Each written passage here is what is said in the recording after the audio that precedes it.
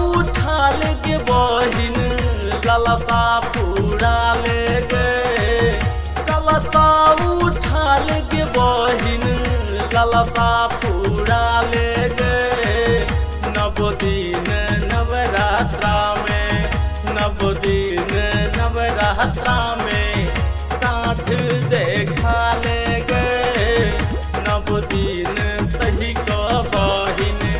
मैया के मना ले गे नव दिन सही को बहिन।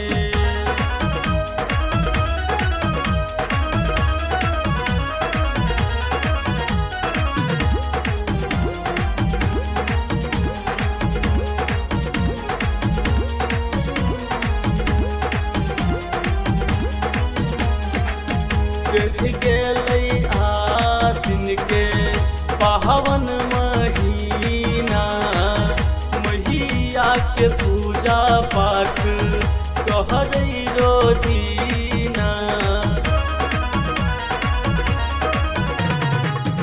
चढ़ गेलै आसिन के पावन महीना मैया के पूजा पाठ करै रोजीना नारियल चुनरी जोरे जोरे चढ़ा ले गे नारियल चुनरी जोरे जोरे चढ़ा ले गे नव दिन नवरात्रा में नव दिन नवरात्रा में साँझ देखा ले गे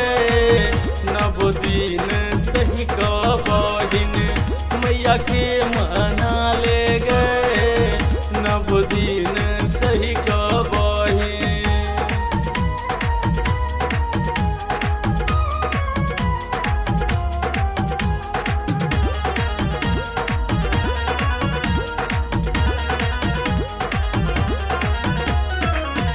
मन के ललसा बहिन भजे तो पूरा के दर्शन अम्बे माँ नयन दे तो जूरा मन के ललसा बहिन भजे तो पूरा के दर्शन अम्बे माँ नयन दे तो जूरा जिंदगी के नैया अपन पार लगा ले गे जिंदगी के नैया अपन पार लगा ले गे नव दिन नवरात्रा में नव दिन नवरात्रा में साँझ देखा ले गे नव दिन सही को बहिन मैया के मना ले गे नव दिन सही को बहिन।